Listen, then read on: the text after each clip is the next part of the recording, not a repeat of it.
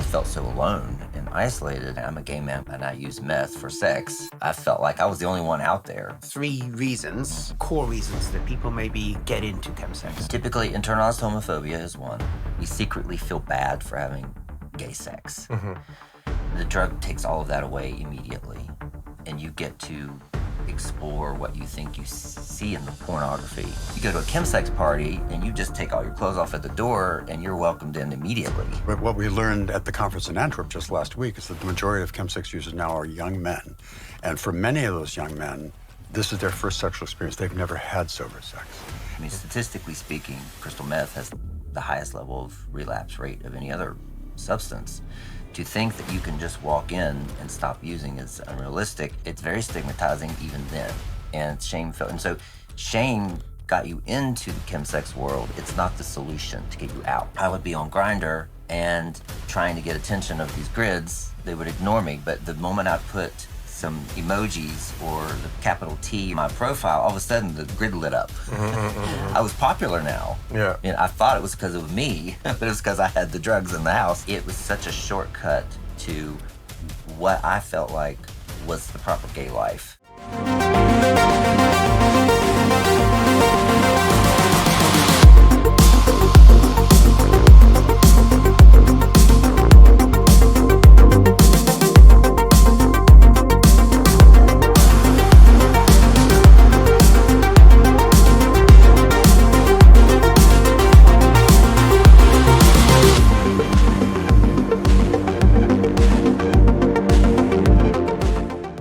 Hi, I'm Azamat. And I'm Oliver, and we're the founders of Friend of Dorothy. In today's episode, we're excited to have 2 guests, Dallas Bragg, chemsex recovery coach, David Fawcett, social worker, certified sex therapist, and clinical hypnotherapist.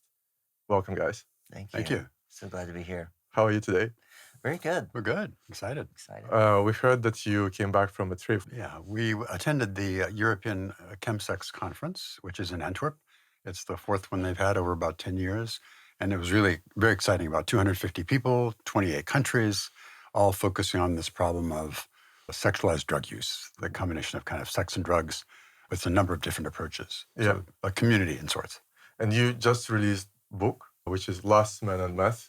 For everyone who is watching, we're showing it. For the listeners, just Google it. Congratulations, first of all. Could you tell us a little bit more about it? Sure. 10 years ago, actually, I wrote Lust, Men, and Meth was the original book. It was one of the first books on this idea of chemsex. It was specifically focusing on gay men and methamphetamine. At that time, the problem has much expanded since then to all kinds of MSM and other drugs like GHB and ketamine and so on. But the problem persists. I kept thinking it would fade like drugs sometimes do, but it has rolled on and grown worldwide. And so Dallas and I collaborated on this. He has created other kinds of groups, work groups, study groups, and so on. So he approached me to do a private group, and I had the idea of let's turn this into a book and update it. And so we're very excited about it. You said that this book was released before, and this is the updated version. So what has changed? In terms of the chemsex issue itself, it's really grown and expanded. So we're seeing a wider variety of individuals, including a lot of heterosexually identified people as well, starting to do this, who then take these drugs and get involved with other men sexually that they've never done before. We're also seeing a number of new drugs called novel psychoactive substances, which is a mouthful. But it's basically things, people like cooking up different kind in their home labs, cooking up stuff that is mood changing and quite unknown. There's hundreds of these things being developed. And so that's also kind of hitting the scene. And then specifically to this book, it has all kinds of study questions and journaling ideas and things like that. It's a way to walk through the content of the original book. I'm quite interested in the fact that you say you wrote the original book 10 years ago. I'm in my mid-40s now, but I've only started hearing of chemsex in the last 2 to 3 years. It's never something that I almost thought that's when it started. It wasn't a problem before then, but you're saying it was a problem long before? Yeah, I started working in the late 90s with men. And traditionally, at that time, it was guys who were living with HIV and had gone on disability in the United States and kind of found themselves without a job. And then protease inhibitors came out and they started surviving, right? So the mortality rates dropped. So there they were in their 30s and 40s, no job, nothing. And at the same time, meth emerged on the market, if you will, and Viagra as well, same year. Bad combination. And so, so I've been working with it since the 90s. And when the book came out, I took so long to write it, I thought, ooh, I'll miss the wave, but it's even worse than it was. When I first stopped using, because I have lived experience, I was facing a prison sentence, and I was in a court-ordered court. We have drug court in the U.S. I don't know if it's over here or not, but you have to jump through a lot of hoops. You have to see a judge every 2 weeks. You have to take a lot of drug tests and different other things, and you go to rehab. In drug court and rehab, I was there with a lot of heterosexual men and women who were there for drunk driving or marijuana, heroin. No one was there. No one was gay, identified, or did they have experience with meth.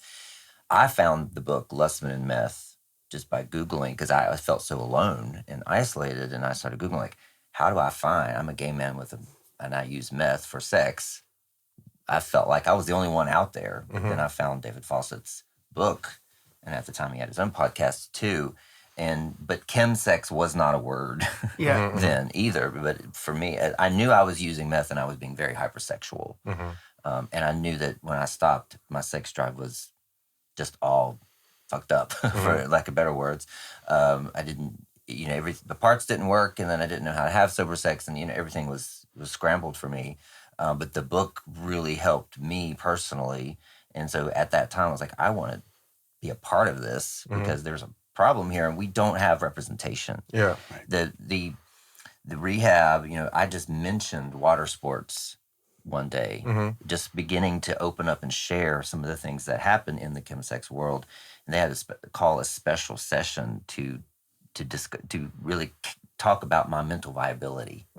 Because the judge was so astounded that I would talk about piss play. But that's just the tip of the iceberg of what goes on in this world. And so I just knew that I was not being represented or understood. I assume books helps you to understand what are you dealing with, right? Yes. The psychology, all the elements, and that it's like a first step for recovery, right? It is. And just reading stories that David shares in here of other men and feeling seen, feeling heard, feeling connected, feeling related to, that's a big barrier for any man in chemsex misuse, is they feel they can't share with a therapist who may be a straight or a woman or never used. Or even a gay therapist who's or has even no a gay experience. Right. Exactly, Yeah, it's a big barrier.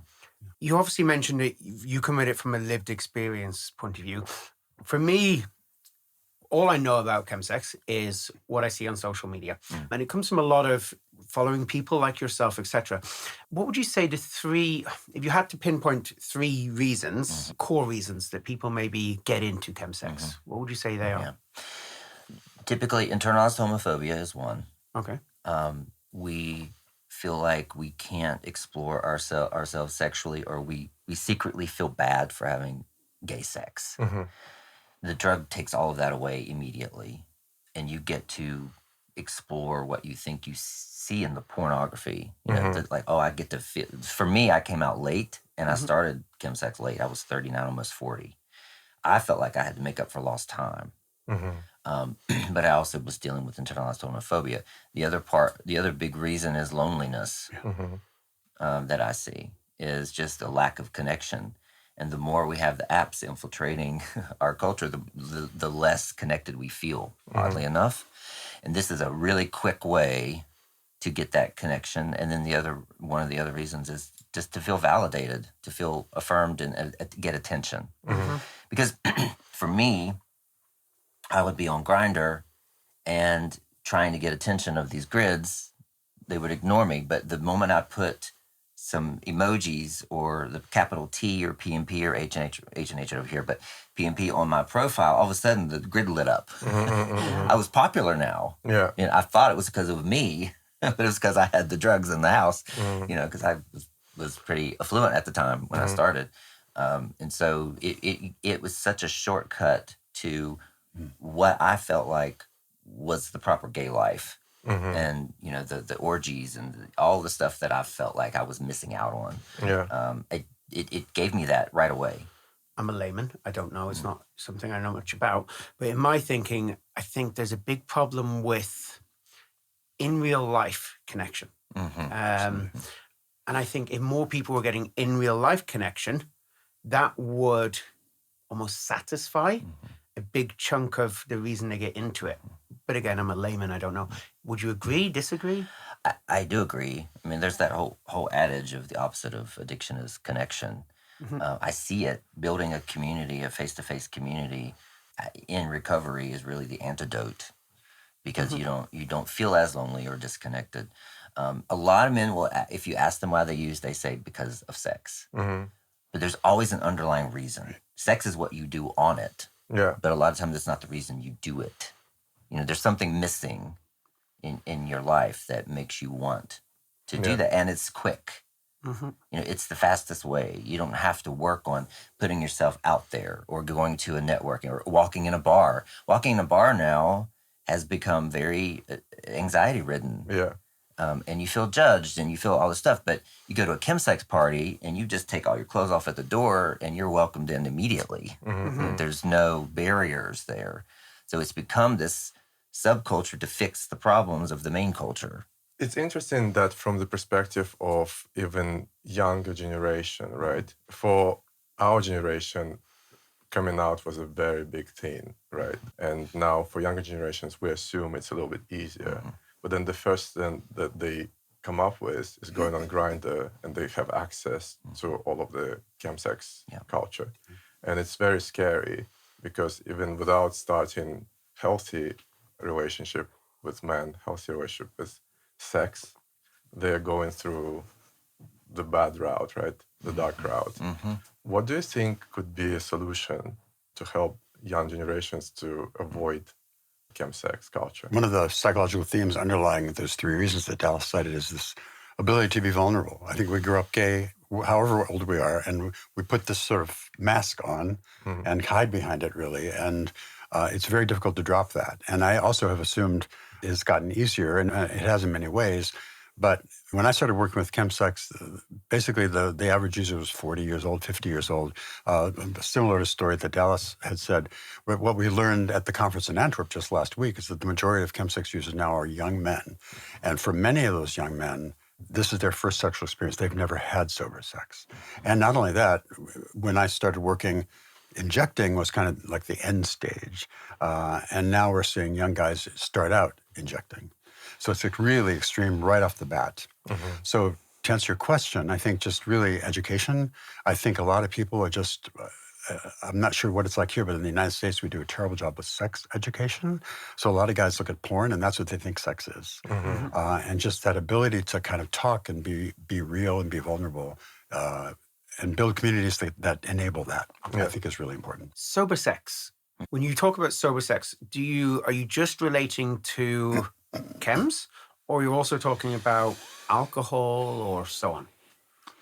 Wow, that's a loaded question. Yeah, that's a big question. Just for example, generally, when I have sex, I will have a drink before. Yeah, I'll just say, and you probably have something to say too.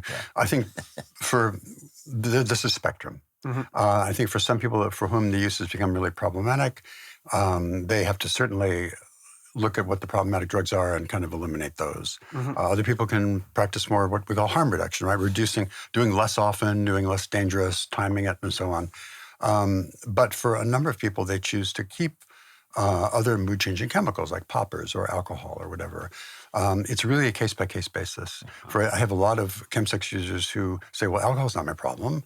But if they look at their use of mood-changing drugs like meth or G, every time they get on one of those weekends, they start with alcohol. One drink kind of disinhibits. So it's really, you have to take it personally, case by case. Okay. And that's why some of this one-size-fits-all recovery approaches are not working. That's right. For chemsex, because it's so nuanced. One man can use poppers and not be triggered to use meth or methadone or monkey dust or any of the drugs that we're seeing. Another man can use poppers and immediately the smell of it takes them back. It's all so differentiated and there's context to it. So sober sex is going to be defined by you as the person. And I guess your own, I don't want to say the word issues, but your own triggers. I just want to jump back a little bit to what we said about social media. Obviously, you mentioned with social media, it was something that made it easier for you to access. Do you think social media has a role to play in dealing with the issue? If you're referring to maybe geosocial dating apps, yes, I feel that they have a responsibility because one thing you do, if anybody who's used chemsex or has been involved with it, you're on the grind. You get fixated, and honestly, a lot of the chemsex parties turns into men sitting around on the phone. You get dialed in to scrolling that and updating that grid. And so I feel like a bulk of the money coming in for Grindr is from people who are using. And so I just feel like we've asked at least put a phone number, a resource, some kind of education, something on there to say having trouble with addiction or something like that. But they refuse to. Although I did hear at the conference there's maybe a new initiative coming up that Grindr's working with someone. I don't remember what that was. But it's not only Grindr, there's Scruff and there's Sniffies and there's other sites too. I just heard of Macho BB is a new one that's coming up in West or Eastern Europe, where it's just straight up chemsex profiles. Wow. So Sniffies was like the answer to Grindr's barriers. You can have nudity on your page and you can be more open about the chemsex. So I feel like there's a responsibility. There has to be something, at least an effort to make. I do have guys who will email into Grindr and say, I have a chemsex issue, and they'll block them for life from using the app. There's that, and then they'll send them a list of resources. But on the app, in the heat of the moment, if there was just a number flashing or something, some kind of resource, So we had a conversation a week ago, Oliver and I. We wanted to introduce an AI chat in our app to help with chemsex. And the developer, he said that he actually literally created a code and wanted to help to introduce it to Grindr, so that whenever it reads the words Tina or H&H or PNP, it already blocks these conversations. And they never replied to him. Right. So it's quite interesting just saying that for them, it's very gray area in terms of it brings them money. And That's my opinion. Is that I think the bulk of their income is probably from people tweaking out and being on there for days. I mean, you're on there for days and hours. I know from experience. And you will find the money to pay for extra. Of course. Because if not, you're limited to all the ads in the little space there. But you want to broaden your horizons. Like boosts, etc., etc. You need to buy that, the premium subscription to use that. And it's interesting because Grindr, only last week, I was reading an article this morning, was saying how they're going to be more open about the problems that are there on Grindr and try to combat them rather than not acknowledge them, which is interesting. I mean, I think it would be interesting to see what they perceive as problems. Like, I can't imagine Grindr turning around and saying, hey, we know there's a problem with drugs on our app. We're going to tackle that. I imagine when they try and tackle the negative stuff, they'll say people not being nice to each other or toxic environments rather than this. Kind of bullying. The other nuance about this, too, is Zoom. You can go on Zoom and use in real time with groups of men all around the world, 24/7 in Zoom rooms. Hundreds of men in one place. In Zoom. Watching people use, watching people have sex, watching people masturbate. And that's a problem too, because then oftentimes people will flash content that's illegal sometimes or very disturbing. I've had clients who witness people overdose in a Zoom room and they're talking, what do you do? It's very traumatic in a way to watch those. So I always had a question, whose interest it is to create these Zoom rooms? Who benefits from that? I think in some ways, they're organic. I'm not sure that it's kind of user-driven, but I don't know that anyone was necessarily profiting from them. Sort of to fulfill the need. Right. It started during the pandemic. To fulfill the need, of course. Especially, they kind of caught on fire which ironically, as a therapist, I was also doing therapy on Zoom. So people were really triggered just by the context. So we now see on social media nonprofit organizations that help with chemsex. But I was always wondering, what's the process like? So, for example, if I see a phone number or website, what happens? Most clinics have what's called low threshold admission, meaning there's no huge barrier to get assistance or at least get information, right? Anybody basically walk in from any doorway, if you will. Sexual health clinics, for example, often are an entry point. Really, the proper response of any facility like that is, what do you want? What are you looking for? What's your goal? Instead of saying, you need to, right? Usually it's and hopefully a very culturally competent, informed person, and they usually are in those clinics, who just kind of there to help, give information, find out what you need, provide you with resources. You may need to get STI tested, that kind of thing. Mental health, there's often mental health issues. But it's usually a friendly reception of just kind of, how can we help? And I can speak to Controlling Chemsex here in London, is because I volunteer for them. And if you call into there, you're going to be put on a wait list because you get 8 free coaching sessions through Controlling Chemsex. But there is a waiting list, so they begin with an email program. So you get an email every day asking you certain questions, kind of prompting you to think and reflect, and just immediately get some type of one-on-one, even if it's virtual support. Because again, the biggest 80% of it is finding somebody who feels like can relate to what you're feeling. And that's the biggest part of you're emailing with somebody who has been there. And then when you get to a key worker, as it's called, you do get those 8 free sessions, and then after that, hopefully they're in a place where they're a little more calm. They've it's controlling chemsex. In 8 weeks, to think that you're going to totally stop is unrealistic. But at least get a little more balanced and a little more focused on what's next. And we know there's kind of a window of opportunity to have people be willing to consider getting help, right? If they're in that high of dopamine and in that 3 or 4 day binge, they may know about the resource, but they're not ever going to engage it. But usually after the end, if they come down, there's shame, there's regret, oh my God, what have I done? That's the time when people are open to getting some kind of assistance or help, typically. That sounds quite difficult process. So I've struggled with alcohol use in the past. And when I did, I went to an AA meeting and I found it super helpful. And then I went to the next one and the next one and so on. Whereas I think what you mentioned about the email thing, surely that is long-winded, almost still difficult to get stuck into fixing the problem, be around like-minded people. So I guess my question is, Narcotics Anonymous, which is, I don't know if that's big in the US, but it's certainly big here. Does that help people that are struggling with chemsex addiction? I'm an AA myself, and I know how important, Dallas mentioned connection before, that social, face-to-face interaction, a community of sorts. In what we found with chemsex, typically, NA tends to be a lot of folks with heroin and other kinds of drugs that people don't necessarily relate to from the chemsex scene. There's something called CMA, Crystal Meth Anonymous. I know there's at least a few meetings over here that is really more tailored to the idea of combining sex and drugs and kind of like-minded people. But even as a 12-stepper, I will say my feeling is that 12-step isn't enough. 12-step helps you stop, but it doesn't really help you deal with all the other stuff that brought you to the problem in the first place, right? And that will keep you sober when you engage with that. There's such a high level of stigma with chemsex, too. Even within the community. Within. The clients who come to my program are more affluent because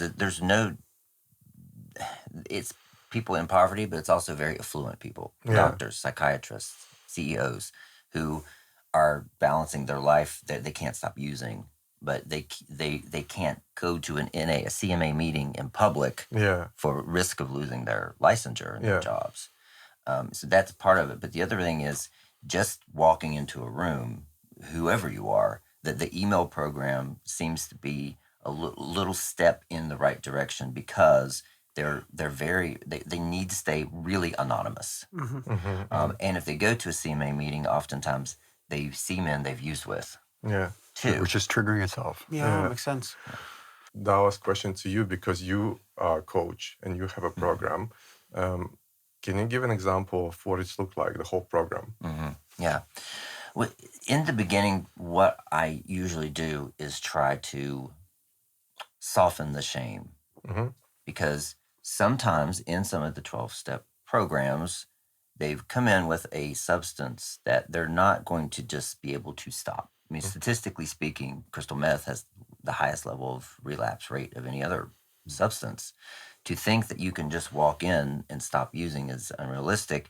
So what happens is they start counting their days, and then they use, and then they have to start over at zero, and they have to walk up and get a new chip, and it's embarrassing. Shame. It's very stigmatizing even then, and it's shameful. And so shame got you into the chemsex world. It's not the solution to get you out. And so most of what I have to do in the beginning is damage control to help them feel seen and heard and connected, just like I needed to feel. And so we do that first and kind of switch perspectives of, let's look at your history. Okay, you used 30 days ago, but in the previous 30 days, how often did you use? Maybe it was every day. So you're improving. Let's look at other metrics. Yeah. Other ways of measuring the recovery movement. Yes. Yeah. And so that's the very beginning. And then for me in my program, we start really with a vision of who am I after meth? Who am I after chemsex? How do I want to show up in my life? How do I want my relationships to look like, my work life? I want to have a vision, because oftentimes it's so overwhelming to think about quitting that you just can't think about the next step. So oftentimes, if you can begin choosing my future self, today, this is my choice today. Can I be my future self or my past self? So it goes down into when you open Grindr. How am I feeling? Am I doing this because I'm lonely, or do I just want to, hook up? Because if it's because I'm lonely, I'm going to shut it down. Yeah. So you start making decisions like that every single day, and how you show up, and you become somebody who doesn't use. Yeah. So it's more, for me, it's a perspective shift. I have a different type of client, though. Again, they can afford coaching and they have the mindset for coaching. Yeah. So it's different than somebody who's, injecting every single day. They need detox, they need treatment, they need some intervention, deeper intervention that I can give. So are there any tips for people who want to stop chemsex? I think, first of all, awareness of the problem. Yeah. Because denial is a huge thing, right? We don't want to believe we have a problem. We kind of do a very complicated dance around the truth sometimes. So I think that acceptance is one. Being willing to look internally, and that's really scary sometimes, because as I say, we have these masks that we develop, and they kind of keep us safe, or we think they do.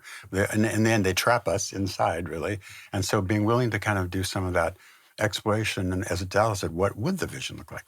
How would it look? And then to be patient, and really, there's an element, I think, of self-love here that a lot of gay men really struggle with, and that for good reason, right? We've been told that, we believe that, and we've internalized that. And so to really start to be willing to change how one sees oneself, and into a more positive light. And that's the vision thing, I think, that Dallas was saying. What would you add to that? 'Cause that's pragmatically, what I say to my clients is, if you're not going to go to treatment, create a virtual treatment in your life. So what do? If you walk into treatment, the first thing they do is take your phone away. Why is that? So if you want to create this virtual treatment, we have, all my clients have blocks on their phone. So they can't, it's not that they don't have a Grindr on their phone, they cannot download it. Their phone becomes that of a 16-year-old, basically. So you do not have access to Grindr at all. So that is the first step. It's not the long-term solution, but it gives you a pause between I'm having a craving and I'm going to get it. Because, especially in London, you could be using in 10 minutes probably. And then I have them deactivate social media temporarily too, to really reset the dopamine. But also Instagram is just as much of a trigger at times for chemsex, because it's an arousal-based addiction. So same dopamine pathways. Right, that makes sense. Yeah. And so what else would you do? If you're in treatment, you have a schedule every day. You know where to be, and so you're checking in with people. So that's what, again, like, you have a recovery team, have check-ins. Because it's the peak time is midnight, like midnight on a Friday night. And you're horny, and you're lonely Yeah. and you have FOMO, I know Yeah. everybody's out there in an orgy right now. Have people to check in with, or have a girlfriend stay over. You know, you have to really begin to plan ahead and be proactive and schedule and have structure. If you don't want to go and be locked away in treatment, create that. And it's also after treatment. You go away to treatment and then you're leaving and they hand you your phone and say good luck. You know, there's no transition there, which is where coaching comes into play. Is let's transition out of treatment so that we can keep you safe. And just experience what life could be like without it. So then when you get your app back, you know, you can unblock your phone. You're more suited and prepared to do it in a mindful way than to just handed it to you when you're not ready. It sounds like there's a lot of patterns that are the same for people. Like when you mentioned that time period. Like I know if I ever go on Grindr around that time, and nowadays I'm too old, I'm in bed before, but no, I remember going back 5-6 years ago, if I went on Grindr at 11, 12, 1, I would get messages, people offered to sell me drugs. But it was always at that sort of, the same sort of times that you would notice the patterns there. Sure. So I guess that's a big thing when you're trying to get past it, is realizing where the patterns are and sort of filling them with new patterns. Yes. I tell my guys, put on your meth thinking cap and think about the next week. If you were planning to use, when would it be? Yeah. A lot of times it's going to be weekends. Yeah. But some guys are in hospitality and they're off during the week. That's their time. You know, it all depends on the person. Some people work from home and they use while their partner's out. I mean, you know, again, it's all nuance. But think ahead. When would I use if I wanted to? And then I put in the safeguards in that place to keep me safe. And these activities have such high dopamine levels that everything becomes associated. So not just times of day, but streets or places or kinds of people or a song. You know, anything can be a trigger. And so people have to really kind of map those out and figure out, how am I going to deal with those? Yeah. No, I really liked what you just talked about, some actions that you can do right now, like, I don't know, block Grindr, maybe walk through all of your contacts and block and delete everyone who has any association with chemsex, right? But then it could feel very lonely straight away because you kind of lost all of the dopamine hits and your patterns of behavior. I think finding new patterns or finding what to do with yourself, that's where it's very difficult. And I think that is a benefit of any 12-step program. Is that you do at least meet other men who are trying to also stop using some substance. So you immediately get that community, the possibility of community if you do go. And then there's, you know, especially in London, I have clients that find dog walking clubs, running clubs, sober this. Choirs. You can create a replacement social circle. And a lot of these guys have to change their phone number completely. Because, I mean, you have WhatsApp. If you delete and block a number, it keeps the list. So when you have a craving, you're going to find, I mean, I have guys looking up old phone bills, you know, just in that state of, because with this substance also, with chemsexes, you get high before you're high. It's the anticipation of what's to come. And so when you're in that state, you're desperate to find different numbers. So at Friend of Dorothy, our next big project we are excited about, we'll be launching this kind of events. We're launching an events company, but our plan is, next to that, to accompany it, is we're going to do a charity, so that we can funnel a percentage of our profits into running in real life events. Because it's something in our podcast we come up against all the time. Whatever topic we're discussing, it relates back often to either Grindr or people struggling to meet in real life. So we're looking at creating an events-based thing where we're like, come along, meet other gay people and just hang out. Like, I think certainly since I moved back to London, coming off Grindr and spending more time meeting people in person has been amazing for me. But what we want to do is to make it a bit more diverse, inclusive. And inclusive. So maybe I don't want to work out all the time, right? What about a nice wine tasting experience? I love that. So yes, it's running club. Yes, it's rowing. Yes, it's handstands, but also wine tasting or going to see a movie together. So things like that. And now it kind of clicks what you just guys said. If I'm blocking Grindr and WhatsApp to avoid all of this stuff, can I have one app where I can at least find things to do which are healthy and dedicated to, free to try new things and to meet new people? I think we can't underestimate the sense of loss when one makes this transition. There's a lot of grief about letting go of friends, of a lifestyle, of sex. A lot of times it seems I'll never have sex again is the belief of a lot of these guys. And so to have something to look forward to or to replace it is just so important. I love what you're doing. Thank you. I have a question. Because obviously we're talking a lot about people who have a problem with chemsex, but they have friends. And you just mentioned about having to let go of friends. I'm imagining they have friends who maybe are not involved in chemsex. So let's say I have somebody, a friend, and I'm worried they have a problem with chemsex. First of all, what should I look out for? And then my follow-up question will be, what can I do to help them? I think people don't react, if they're in a problematic way, people don't react well to being told something or to being told what to do. I think the best approach is to express concern and let that person know that you're ready to listen whenever they're ready. I kind of allow them to approach on their own timetable, but to really know that you're compassionate and understanding. And I think what we look out for are just large gaps of missing times, missing events, being late, just not being around for 3 days, unreachable, that kind of unpredictability in terms of behavior. There's physical manifestations, too, of a lot of these drugs. People who lose a lot of weight, they start to look haggard, they get run down, they get sick a lot.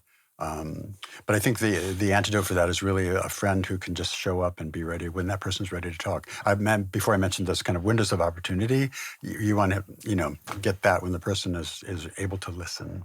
And not in that anticipation phase that Dallas mentioned, where you're just focused. And that anticipation phase, by the way, can be like weeks ahead of the actual use.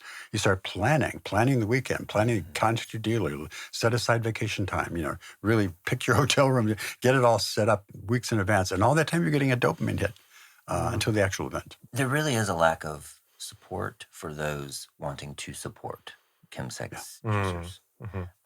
And there's a big lack of support when it comes to partners. So I get a lot of partners contacting me saying, my partner, we opened the relationship up, he found chemsex, and now I've lost him, basically. And what do I do? And the thing is, the men want to be very supportive, so they just keep letting them come back after they've been gone for a week, a few days, whatever.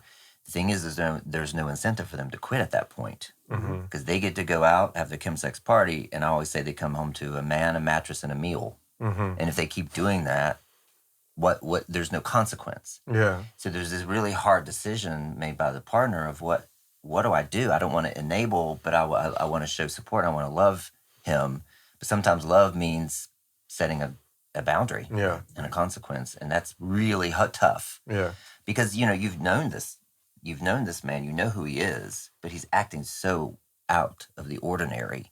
And you see who he is inside, and you want to support. And the same thing goes a lot with family. Family will contact me. How do I support? How do I support? But like David said, you really have to just wait and be available when they're ready. There's not much to say to got to get them to stop. They have to want to stop. I know there's interventions too, but I think some of the best interventions work with when the person has agreed to be intervened on, not the surprise interventions. They just don't work with this, or I don't know if they work at all, but especially for this. But there's a lot of dismay with loved ones here. Of how do I help? Because they're gone, they disappear, and then not only that is who they were is disappearing. That's right. You can see over time this erosion of their personality, of their brain function. There's a lot of meth-induced psychosis, paranoia that comes with this. And it's sometimes permanent. And you see who that person is just slipping away. And it's tough. I always like to think of, when we ask questions here, I always like to think about it, the answers being really clear for everybody. So let's say, for example, I've been out having chemsex for 4 days. And today I'm hearing this podcast. And I've got that feeling of dread, remorse, feeling bad, etc. But I need today to take one action, just one simple action that I can do right now that will help me to start identifying it. I would say today, tell somebody that you're scared to tell. That for me, that's what my first response is, tell somebody, because this chemsex lives in the dark and it lives in the shadows. And some of the appeal of it is that it's my secret life. And bringing others into that sometimes can really help you, because now they know, now they can help, and now you feel a little more accountable, but also you feel a lot less pressure on you. So that's what I always say is, what you could do today. Who are you most scared to tell?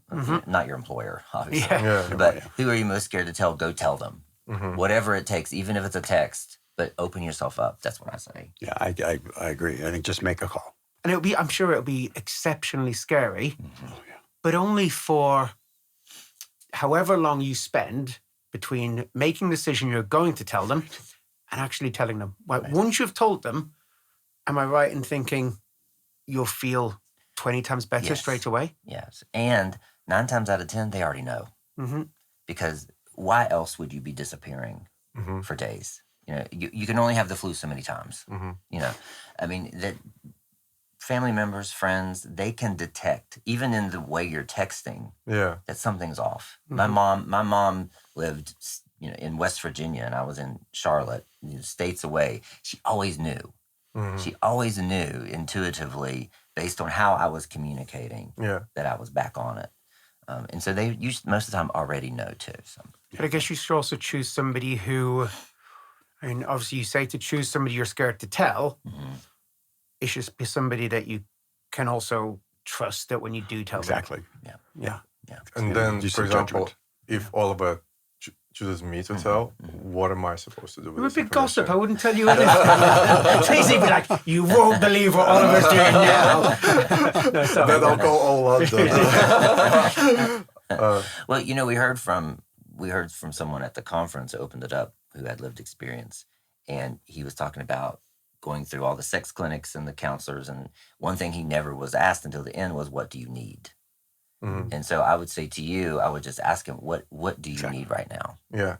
And just come back with questions instead of telling them what you think they need. Be curious. Okay. It's an interesting concept, because I think most people's natural reaction would be to do the exact opposite, would be to offer advice and let me help you in this. But actually, the person probably knows what they need, and asking them, like, you'll be able to help them much more than just leading with what you think. Exactly. So when you want to stop chemsex, does it often mean to stop drinking? Yeah. So again, it's very nuanced there.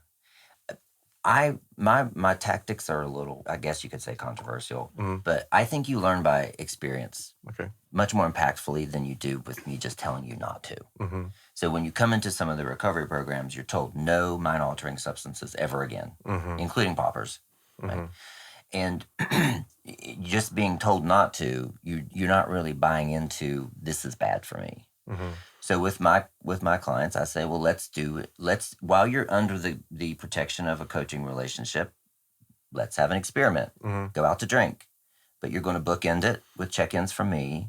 You're going to plan, this is what I'm drinking, how much. I'm going to have water maybe in between, and then just experiment with it. And if you can go out, have drinks with your friends, come back home, then you've shown yourself that it is possible. Now, yes, it was guided by somebody, but in the future, it won't have to be. And so you begin to buy into the fact that, okay, maybe I'm not making a choice between living a boring life and chemsex. Because that's what it comes down to sometimes is these guys think, like David said, I'll never have sex again, or I'll never enjoy sex again, or I'll never have fun again like I used to if I say no to chemsex. But that there's a third option sometimes that you can incorporate it. If it's the thing is, it takes time, patience. It takes a lot of discipline and all of that. So it's work. Makes sense. David, you mentioned that obviously you wrote the first book 10 years ago, and now obviously you brought the second one, and the problem is a lot worse now. We've heard from other guests in the past that they would say it's almost an epidemic. Would you agree with that? Sadly, yes, I do agree with that. I think we've seen this kind of spread actually from a little bit of an epicenter here in UK. In fact, the guy that coined the term, David Stewart, was from 5016th Street Clinic, who kind of identified this. But it's really spread beyond Western Europe and the States to Eastern Europe and then Asia, really remote areas. I think it's so accessible through social media.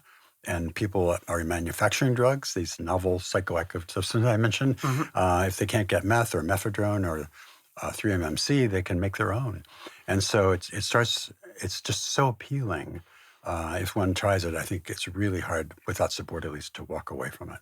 I'll give you an example. I live in a very gay little town in Florida called Wilson Manors. The police chief called. We were trying to figure out what to do about this. He said, when they do a traffic stop, 1 out of 2 cars has methamphetamine in it. Wow. So to me, that's an epidemic. It's just huge. When you hear from men from Uganda or Malaysia or Pakistan or Dubai Kazakhstan who, it's they can go to jail for being gay, much less using meth. And Grindr has come into their community, and then all of a sudden that's their connection, and then they find chemsex, and now they have no resources. So it's spread everywhere. Yeah. But some of these places, they have nothing to support them, and they can't even admit they're using. Yeah. And to me, it's a health crisis. Yeah. And I will say, too, at least in the beginning here, like, I'm the only one. I think you had that feeling as well. Now there's resources here, but in those remote areas, there's no resource. So it's a secret, it's stigmatized, and it's like, I believe I'm the only one with this problem. It's very scary. So I'm originally from Kazakhstan. Okay. I remember 10 years ago when I came from London to visit, and I was telling my gay friends about chemsex in London. They had no idea what it is. But now when I come back, it's like everywhere. It's in, like, literally, especially again, younger generations, they're all hooked. And it's so sad that probably I'm kind of 99% sure that there's no any information, any support for them, which is really sad. Yeah. That's where the internet can actually go to our advantage. I think Dallas and I both do a lot of stuff online in terms of support groups and things like that. So there's at least some help in that sense. Is there such a thing as recreational chemsex? So some guys will say, why can't I use like him? Yeah. Like they'll in their chemsex journey, they'll meet somebody who seems to be high functioning, using whenever they want. And I always say to them, you're seeing them on one step of their journey. You're getting a snapshot. Yeah. Because it's typically a life cycle. This is a debate, though. There are a lot of people in the chemsex world who say you can use recreationally. The difference is the intention. Like if you're using chemsex because you just want to have a good time for the weekend, you know that's different than you're using it to fill a void. That is an argument. So there are arguments for it that it can be used recreationally.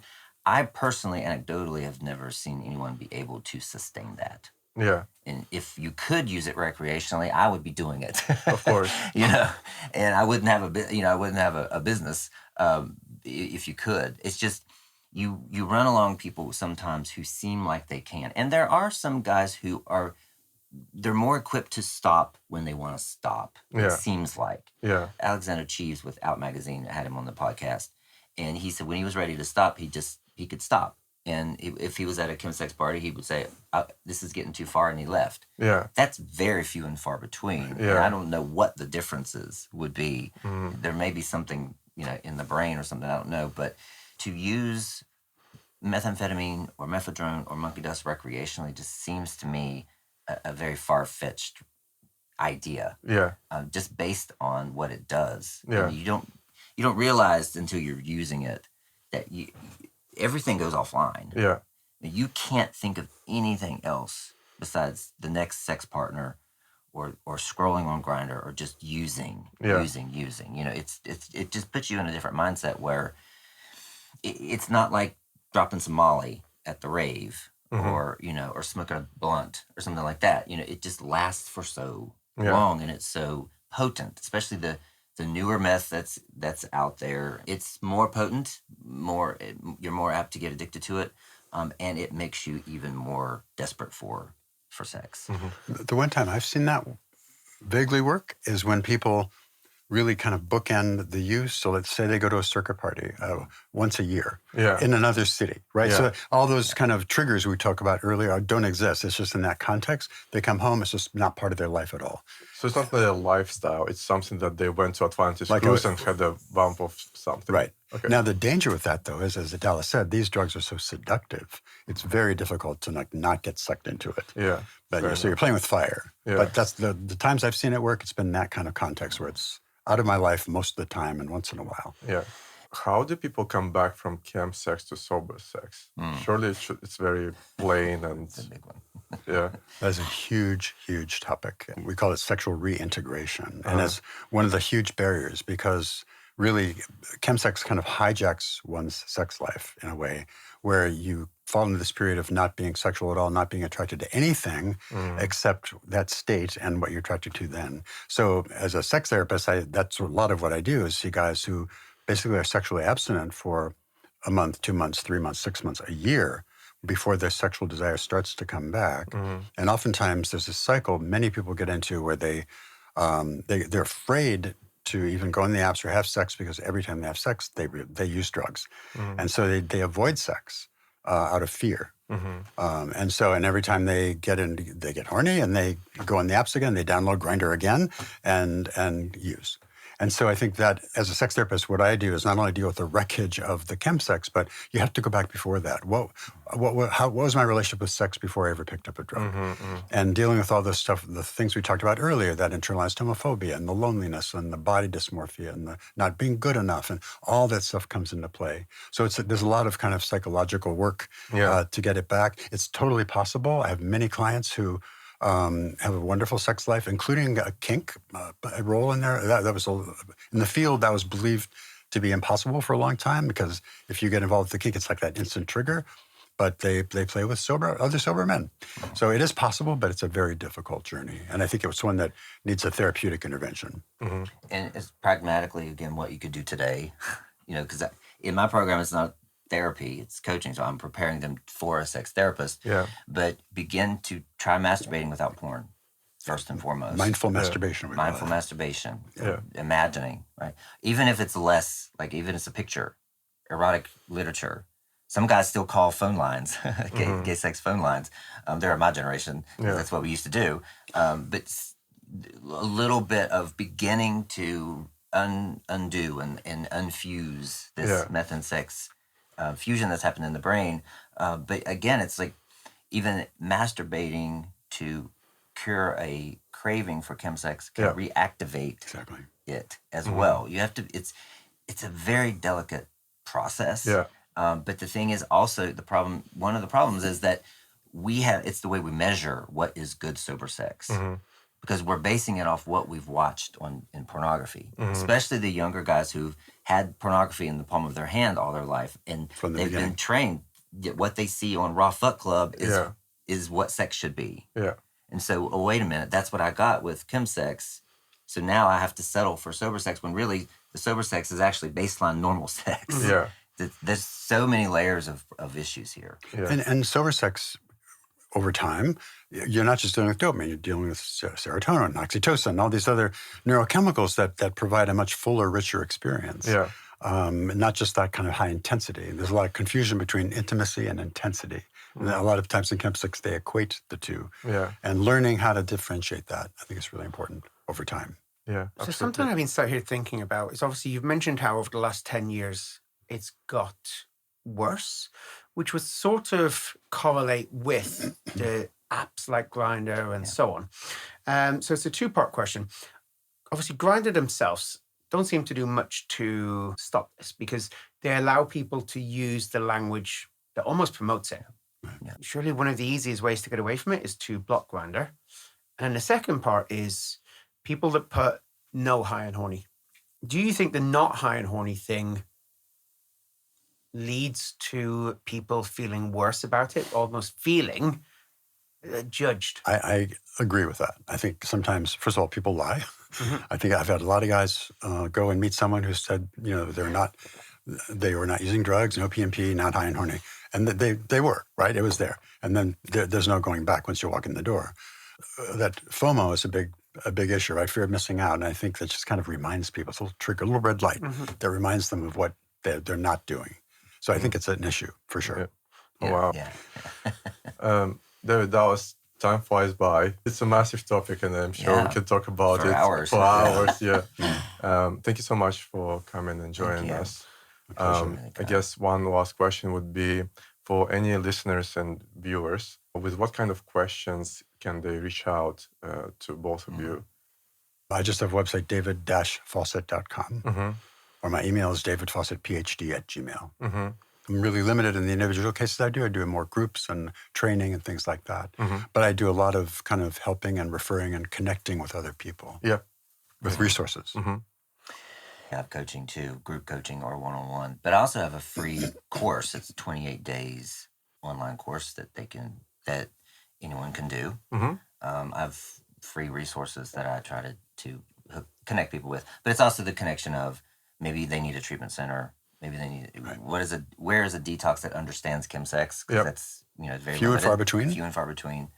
And connect them with the right therapist. Amazing. Well, guys, if I can just say, it's been an absolute pleasure. I've learned so much, and obviously both of you will be tagged when we post all this content.